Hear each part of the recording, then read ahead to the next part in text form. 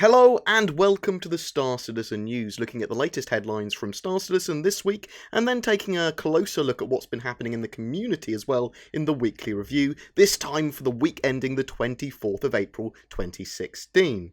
The MISC Prospector concept sale is obviously one of the major headlines this week. The MISC Prospector is a small mining ship and is available on concept sale until Monday the 2nd of May for $140 excluding taxes. It is able to mine not only asteroids in space but also land on planets to mine there too, something that the Orion cannot do. It's a single pilot ship and will suit anyone that wants the flexibility of being an independent miner or working in a group. The ship has all the trappings you'd expect for mining and scanning equipment, as well as expandable detachable cargo containers that once are full of ore can be detached from your ship and then replaced with spare containers that you can continue to carry more ore with.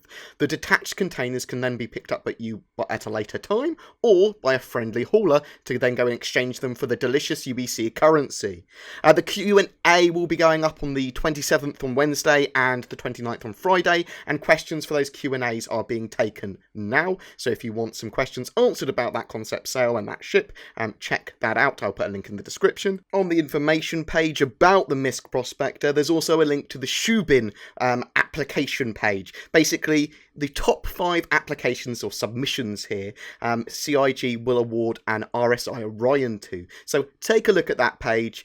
If you write a really good application here, you have a chance to win an Orion. Check that out. Again, links in the description. I've also written made a video on the MISC Prospector. Check that out if you want to learn more about the ship and more about the sale as well. Remember as well that all ships will be obtainable in verse, and pledging for ships is only really to help support the game and the development of that. All you need to play is a starter package for $45 excluding tax, and you can get everything else in game once it's fully released. Shameless plug, BritizenCon. So BritizenCon is a fan-organised UK convention for Star Citizen. This is a first time that this event has been run, and if successful, it's going to be done every year, larger and larger annually. This event is on Saturday the 23rd of July 2016 for between 1 PM and 7:30 PM at the Radisson Blu Hotel, Manchester Airport, England. It's going to be a big meetup of around 300 Star Citizen fans, CIG staff, YouTubers, streamers, and there are going to be panels, cosplay, a short film competition. It should be great fun, and I'm helping organise it. Woo! So shameless plug. Tickets are available now for £20, and the link's in the description for more info and those tickets too. There are a few informational nuggets in this week's 10 for the Chairman. In regards to ship power, you're going to be able to manage lighting, lock doors, power on and off the gravity generator, and various other things from various different stations and control centres around ships. The item and pipe systems mean that all components will communicate and affect each other. They are literally connected to each other by wires and pipes. These connections can be broken by damage, etc., but also repaired. Individual engine controls. You're going to be able to overcharge or overclock your ship's engines. On larger ships, there's more of a potential to cause damage to the ship's engines if you put more power. More power means more heat and higher risk of damage.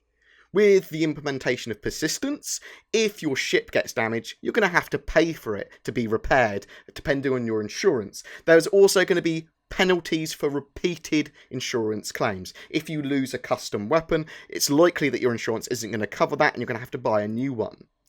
Issue council improvements. They're always trying to improve the issue council and the bug reporting stuff, and the issue council system. That's just a constant thing that they're trying to do.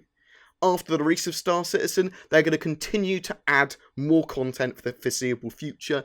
There's obviously Squadron 42, Episode 2, Episode 3, but also treat Star Citizen like you would any other MMO. They're going to continue to add more and more content. In regards to pets, there might be some animal motion capture in the future for pets and other aliens. In Around the Verse, we found out a variety of other things that the studios around the world had been doing. Down in Los Angeles, they've been working on several ships and systems. The Item System 2.0 is obviously a big focus for them at the moment as well. They've been working on patch 2.4 and future patches as well. Lots of concept art is being done for the Caterpillar, and work is progressing solidly on the Herald. Down in Austin, animations are working on various ships at the moment. The Argo is also being worked on. That's the little utility ship. Different hangar door animations for the Idris are being worked on. They're reviewing concept of an unrevealed ship. They're also working on the try items and clothing on system so that you can see before you buy with cosmetics in game. In Foundry 42 UK, the Freelancer and capital ships, Idris, Javelin and Bengal, are all being worked on. Progress is being made. Obviously, the Freelancer is getting more of a look and rework. The character team are working on the Vandal and some of the Squadron 42 characters. They're working on science and gas stations for the verse as well. And assets from Squadron 42 and Star Citizen are going to be shared. Down in Frankfurt, they're working on AI and subsumption, rig logic for facial animations, the track view tool for cinematics. There's also lots of work and progress on the procedural planet tech. They're working on some new FPS weapons. They've reviewed additions to be made to the Hurston landing zone in Port Olisar, and there's more work been going into the power distribution systems. There was more of an ATV interview with Brian Chambers. The Lawmaker's Guide to the Galaxy this week was for the Oberon system. This week's MVP was Selby LeGrill for his Galactic Transit map. This is worth a look. It shows how all of the different nodes and jump points are all connected to the different systems in Star Citizen. It's really good. It's really simple. And it's like a tube station map. Really great. Really, really like this. Check that out. Link in the description, obviously. And this week's ATV Fast Forward was for AI Perception. Again, that's worth checking out if you're interested in some of the development process. There was a little bit of extra information given in Reverse the Verse that we haven't discussed elsewhere. Patch 2.4, so Star Citizen Alpha 2.4, is targeted to be on the PTU, the Public Test Universe, for next week. Obviously, this is a maybe, and it will be based on whether they get a build that they think is suitable.